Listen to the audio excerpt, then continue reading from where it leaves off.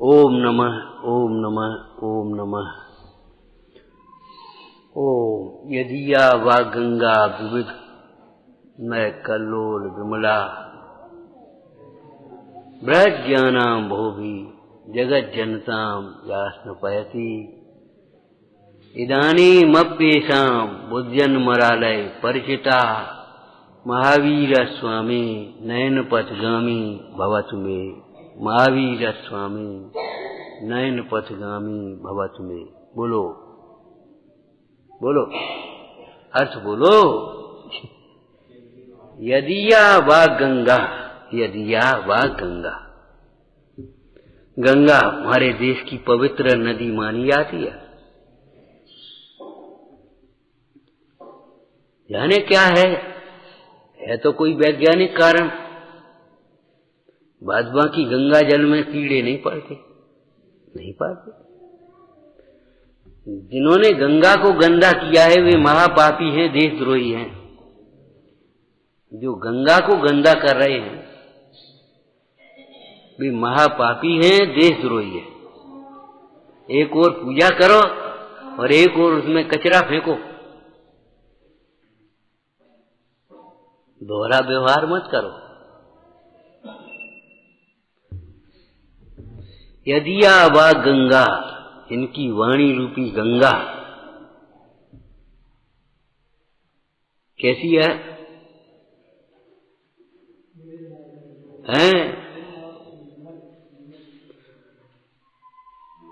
आपको आनंद होना चाहिए, गौरव होना चाहिए कि प्रमाण शब्द का प्रयोग सारे दर्शनों में है, लेकिन नए शब्द का प्रयोग जैन दर्शन है। विविधनय कल्लोल विमला। पानी में जो तरंगें उठती हैं उन तरंगों का क्या काम है जानते हो? कचरे को अपने आप किनारे फेंक देती है। ऐसे भगवान के ये नए, चाहे व्यवहार नए हो चाहे निश्चय नए हो,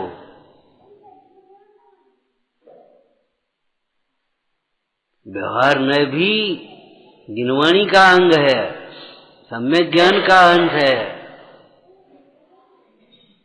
उपचार कथन है लेकिन है असत्यार्थ नहीं है, सर्वथा शोधनय की अपेक्षा असत्यार्थ कहा जाता है। यदिया वा गंगा विविधनय कल्लोल विमला। यहाँ तरंगें उठती रहेंगी, अपने आप पानी निर्मल होता रहेगा। भगवान के वचनों का नए विभाग सहित श्रद्धान होगा और विचार होता रहेगा तो परिणति आपकी अपने आप निर्मल रहेगी। अभिप्राय को ग्रहण करो, शब्दों को नहीं। पिताजी को मृतक घोषित करके उनकी एफडी तोड़वाने वाले भी लोग हैं। पिताजी के मृतक प्रमाण पत्र लगा दिया और उनकी एफडी सब निकाल के अलग कर दी, ऐसे भी हैं। यदिया वा गंगा विविधनय कल्लोल विमला बृहद ज्ञानाम भोवी जगत जनताम यास्नपयति इदानीमप्येषां बुद्ध्यन् मरालय परिचिता। हंस चाहिए, हंस। हंस फिटकरी भी दूध में डाल दो तो अलग हो जाएगा, पानी और दूध अलग हो जाएगा, लेकिन ग्रहण किसी का नहीं करेगी। हंस की चोंच दूध को ग्रहण करेगी, सार सार को गहेले थोता दे उड़ाए। ग्रहण करना चाहिए, ग्रहण करना चाहिए जी। और बढ़िया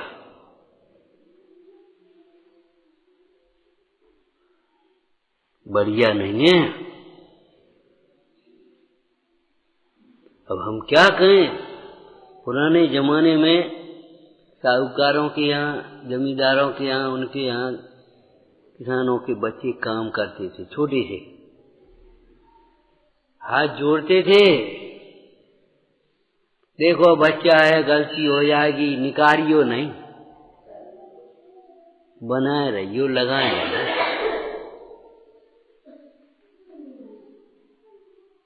लेकिन सम्मान सीखो, प्रदर्शन नहीं। सम्मान का प्रदर्शन नहीं, सम्मान सीखो। क्या बढ़िया दोहा चल रहा है स्वाध्याय में। मनुष्य पर्याय पाकर के भी जो निर्मल चित्त से प्रायश्चित नहीं करते हैं, वो तपस्चरण नहीं करते हैं, वे अपने को ठगते। निर्मल चित्त लिखा।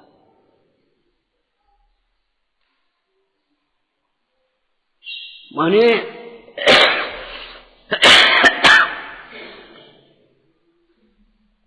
कोई भी तपस्या हो, चाहे वो अनशन हो चाहे उनोदर हो, निर्भयता निशंकता पूर्वक होना चाहिए, निर्वांछकता सहित होना चाहिए, ग्लानि रहित होना चाहिए। तत्व ज्ञान के बिना, अंतर्दृष्टि के बिना, आत्महित पर के लक्ष्य के बिना राग छोड़ने जाओगे, द्वेष जबरन आ जाएगा, घृणा आ जाएगी, भय आया, ये सब द्वेष के रूप में भयभीत हो जाओगे, हट जाओगे।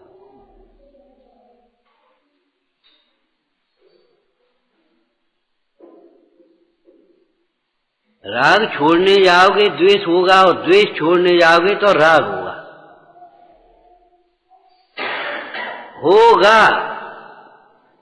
ये तो आत्मदृष्टि ऐसी है, आत्महित का लक्ष्य ऐसा है, तत्व ज्ञान का ये महात्म्य है कि राग छूट जाता है, द्वेष नहीं हो पाता। तुम प्रशस्त राग की बात करते हो, अप्रशस्त राग भी तो छोड़ के बता दो।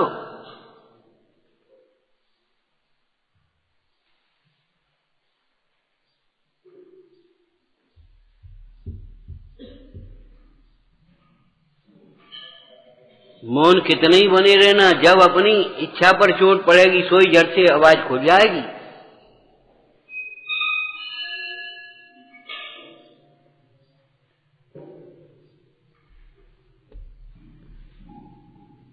राग द्वेष परस्पर विरोधी नहीं है, परस्पर विरोधी नहीं है, प्रतिपक्षी नहीं है राग और द्वेष का। जहां राग है वहां द्वेष आता है, द्वेष है वहां फिर राग आ जाता है। किसी से राग है तो किसी से द्वेष है। शरीर पर जिसके राग है उसे ही बाहर में द्वेष के प्रसंग बनते हैं। शरीर पर राग नहीं है तो द्वेष का आता ही नहीं उपसर्ग करने वाले के प्रति। जिस पर उपसर्ग कर रहा है जहां दे अपनी नहीं, अब काहे का द्वेष आएगा? जिसके ऊपर उपसर्ग करता है सो मैं नहीं हूं, और मेरे ऊपर उपसर्ग कर रहा नहीं। और बाहर का उपसर्ग भी पाप के उदय में होता है, ये करने वाला नहीं है। हम जानते हैं कि काल का प्रभाव है, इस काल में ऐसा ही होगा। बिरले होंगे सत्पुरुष, तत्व के सुनने वाले भी बिरले होंगे, सुनी अनसुनी करने वाले बहुत होंगे, लेकिन ऊपर ऊपर से भी सुनने वाले बिरले होंगे। 1.25 करोड़ हिंदुस्तान की आबादी है, उसमें सुनने वाले कितने हैं? ऊपर ऊपर से। और फिर उसमें सुन करके विचार करने वाले कितने हैं? अभिप्राय ग्रहण करने वाले कितने हैं? सोचो, मिलेंगे उंगलियों पर गिनने लायक।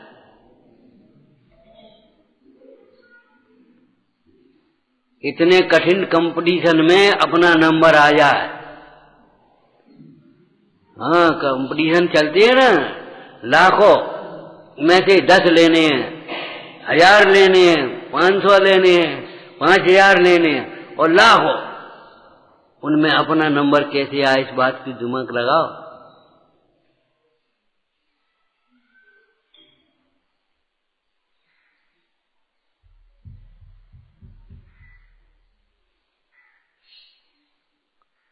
एक एक तप में निर्मल चित्त लगा न, निर्मल चित्त सहित दोष का प्रायश्चित नहीं करते हैं, निर्मल चित्त से स्वीकार ही नहीं करते। खुश करने के लिए, राजी करने के लिए गलती हो गई कह देते हैं, निर्मल चित्त से दोष को स्वीकार ही नहीं करते। जैसे मलिन जल में चेहरा नहीं दिखता, ऐसे मलिन परिणामों में अपने दोष भी नहीं दिखते।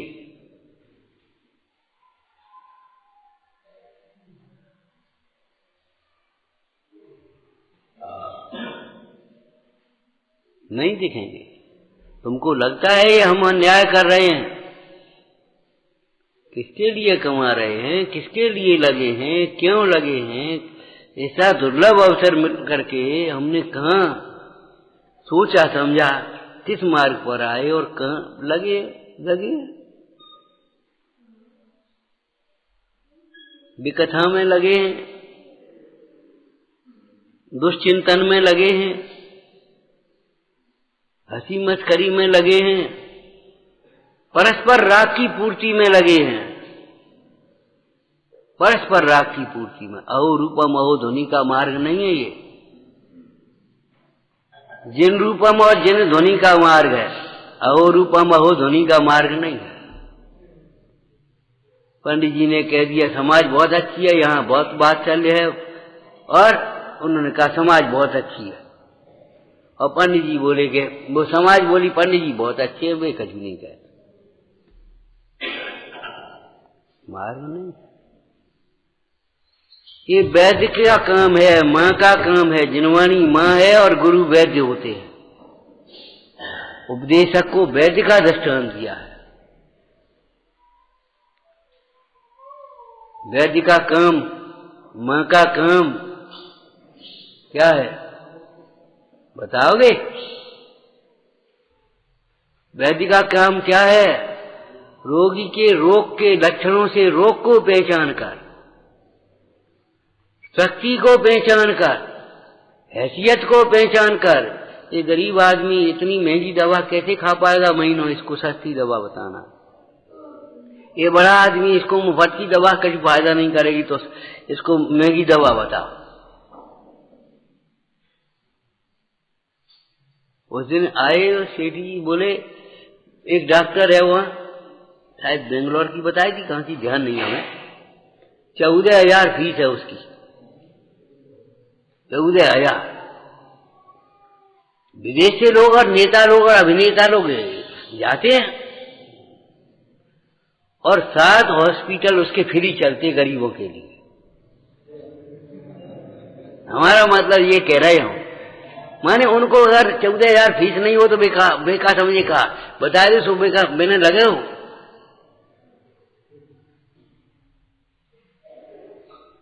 वैद्य माने रोगी को देखे, रोग के लक्षण को देखे, रोगी की शक्ति प्रकृति देखे, शक्ति देखे, हैसियत देखे, द्रव्य क्षेत्र काल भाव वाला सब देखे।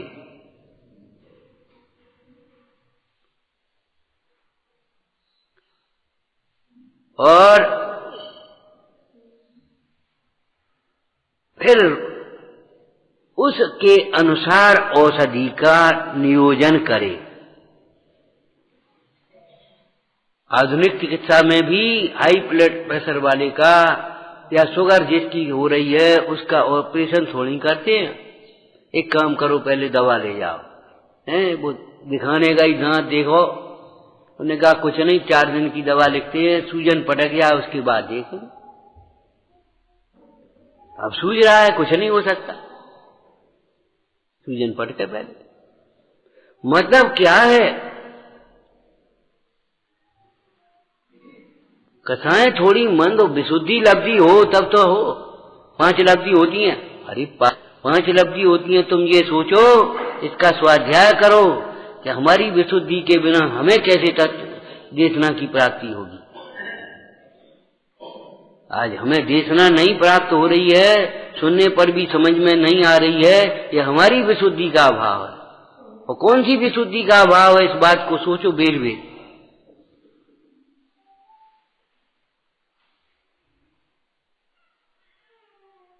पेट खराब है, हमने कहा पेट में पाप है। अगर पेट में नहीं खराब नहीं होगा, पेट में पाप नहीं होगा, तो निश्चित बात है ये। क्यों? पेट में पाप का अर्थ समझते हो? खाने में आसक्ति होगी, छिपा पा करके खा रहे होंगे, कहीं कुछ कर रहे होंगे, कहीं ये कर रहे होंगे, व्यापार कंट्रोल नहीं होगा, हैं, पचाना नहीं जानते होंगे। पाप का मतलब क्या है? आलस्य तो पाप है कि नहीं भैया? अज्ञान पाप है कि नहीं है? कब खाना है, क्या खाना है, कैसे खाना, पेट में पाप का मतलब ये है। ऐसे अगर पेट नहीं होता तो तुम ही नहीं होती। भोजन जाकर के पेट में पहुंचा तब तो उसका सब यहाँ संचालन चला पूरा का पूरा, फिर यहाँ तक दिमाग पहुंचा, यहाँ तक खून पहुंचा, कैसे पहुंचा?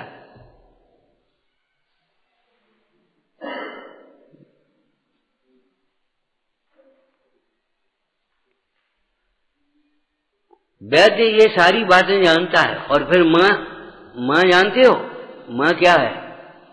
बिना जगाए खवाएगी, जगाना भी पड़ेगा, लाड भी करना पड़ेगा, समझाना भी पड़ेगा। हम नहीं खा रहे, कर दवाई हमने, बेटा खा ले। और फिर ताड़ना भी करनी पड़ेगी, जगाना भी पड़ेगा। माँ माने ये थोड़ी है बस माँ माने क्या होता है? 10 बातें सहन करेगी और तो कैसे दवाई खवाएगी? 10 बातें सहन करेगी और इसका नाम वात्सल्य है? वो सुनता ही नहीं, वो मानता ही नहीं, वो खाता ही नहीं। अरे ऐसे काम चलेगा? वैद्य और माँ दोनों का ये स्थान है।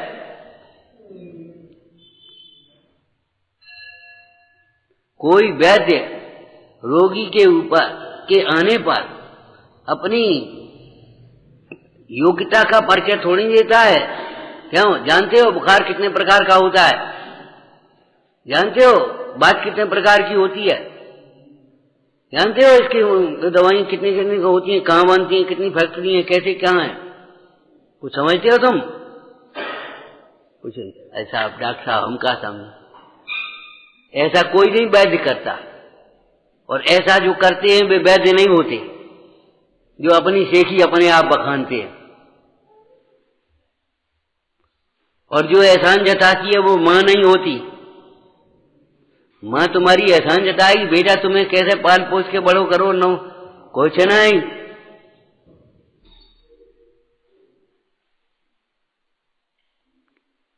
दृष्टांत में मने मर्म भरा है। वैद्य और माँ का स्थान है। हाँ, माँ क्या करती है? माँ स्वयं तो नहीं जान रही, लेकिन वैद्य के बताए हुए इलाज को लागू करती है। वैद्य से कुछ छिपाती नहीं और वैद्य के द्वारा बताए गए उपाय को लागू करती है। चुपचाप खटाई देती रहेगी ऐसा नहीं करेगी, चुपचाप पकौड़ी खिला देगी ऐसा नहीं करेगी। जो वैद्य कहेगा उसी के अनुसार कहेगी। ज्ञानियों के वचनों को आगम कहते हैं, लेकिन मुख्य रूप से केवल ज्ञानी, गौण रूप से सम्यक ज्ञानी, आत्मज्ञानी, तत्वज्ञानी। शुष्क ज्ञान का जैन दर्शन में कोई महत्व नहीं है। शुष्क ज्ञान तो केवल अहंकार उत्पन्न करता है। शुष्क ज्ञान केवल अहंकार उत्पन्न करता है, हृदय की भावनाओं को भी मार देता है। आज शुष्क ज्ञान की बढ़ोतरी हो गई तो परस्पर में वात्सल्य, प्रेम, आदर, दया, ये सब बातें खत्म। उन्हें साहब वो घुस जाते हैं खेतों में, उन्हें मार दो, ऑर्डर हो गया, खत्म, मारो इनको। उन्हें कुत्ते ये ऐसी सड़क पर उन्हें पकड़ो, फेंको इनको, ये पशु गंदगी करते हैं, उन्हें निकालो इनको। सबसे ज्यादा गंदे तो तुम्हें ही निकल जा। मैंने देखो तो क्लीन और ग्रीन के नाम पर क्या क्या कर रहे हैं। उन्हें छिड़को, मारो, बैक्टीरियाओं को मारो, मच्छरों को मारो, मारो मारो मारो, जितने हो इतने सब मार जाओ। ये भगवान शुष्क ज्ञान का ये प्रताप है और कुछ नहीं। अरे हमारा ज्ञान तो ये बताता, व्यवहारिक ज्ञान भी, अपनी प्रतिरोधक क्षमता बढ़ाओ, कुछ नहीं होगा, जियो और जीने दो, न मरो और न मारो, जियो और जीने दो, रहो वहीं। वे कुछ नहीं कर पाएंगे, वे जीव हैं, तुम जीव हो, उनको देख करके सचेत हो जाओ, उनके प्रति दया भाव रखो।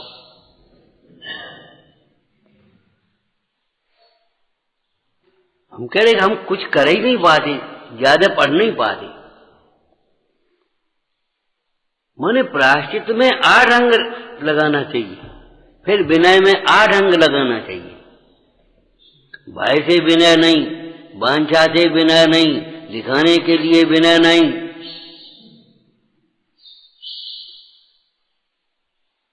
प्रदर्शन के ऊपर रहना चाहिए असलियत। जो है सोई। आज आदमी इसलिए दुखी है, जितना नहीं है उतना दिखाने की कोशिश करता है, और जितना जो है नहीं उसको पाने की कोशिश करता है। अरे जो है सो है, जितना है इतना है, खत्म हो गई बात, क्या लेना देना अपन को।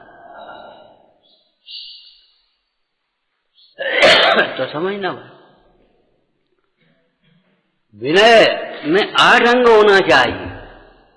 प्रभावना के लिए विनय। हमने एक दिन क्या कहा था, बोलो इसका अर्थ, तुम्हारे सामने कहा था। इनसे कहो पांव छुओ, अरे तुम छुओ पांव, वे तो अपने आप छुए लगेंगे। इनसे कहेंगे 5 नहीं हो रही। जो नरभव पा करके प्रायश्चित नहीं करते, विनय नहीं करते, वैयावृत्ति नहीं करते। वैयावृत्ति का क्या अर्थ है और कैसे वैयावृत्ति होती है समझना। और 8 अंग सहित वैयावृत्ति आना चाहिए। प्रभावना के लिए वैयावृत्ति है, आराधना के लिए वैयावृत्ति है, वात्सल्य का प्रतीक है। भगवती आराधना में लिखा है, जो समर्थ होने पर भी वैयावृत्ति नहीं करते हैं वे धर्मात्मा नहीं हो सकते। वैयावृत्ति माने सहयोग, प्रभावना में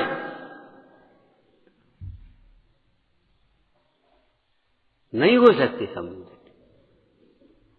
कभी नहीं हो सकते, कहीं नहीं हो सकते। चलो यहाँ चलो, ये तो बहुत भी वो व्यवहार की बात है। अरे व्यवहार बिना परमार्थ प्राप्त करना चाहते हो, पढ़ो पुरुषार्थ सिद्धि पाए, पहली टोडरमल जी की गाथा, मुख्योपचार विवरण रस दुस्तर विनय दुर्बोधा, व्यवहार निश्चय अज्ञा प्रवर्तनते जगत तीर्थम।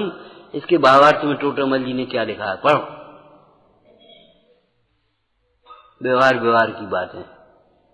अरे व्यवहार की हो चाहे निश्चय की हो, ये बताओ सच्ची है कि झूठी, हितकारी है कि अहितकारी, ये सोचो पहले, ये बात को सोचो। उस दिन हमने क्या कहा था, ईमानदारी और जिम्मेदारी, बस 2 काम हो जाने चाहिए जीवन में, ईमानदारी और जिम्मेदारी। ईमानदारी और जिम्मेदारी नहीं है तो आप कहीं भी किसी क्षेत्र में सफल नहीं होंगे, जीवन पूरा हो जाए। इसका नाम स्वाध्याय। कैसे स्वाध्याय है?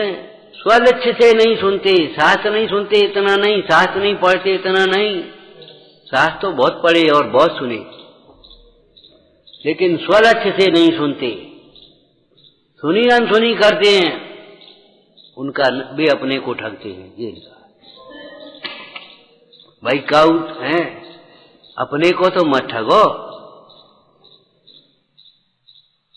अपने को तो मत ठगो, अपने पिता को तो मत ठगो, अपने गुरुजनों को तो मत ठगो, अनंतानुबंधी माया में चला जाएगा।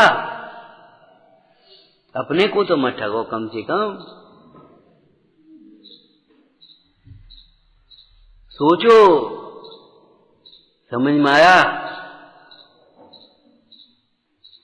तैयार कर लो मानस भाई, थोड़ा सा विचारना। हे जिनवाणी भारती तो ही जपूं दिन रैन, जो तेरी करना गए सो पावे सुख चैन। या वाणी के जानते सूझे लो कालो, तो वाणी में सदा धीत मुझो।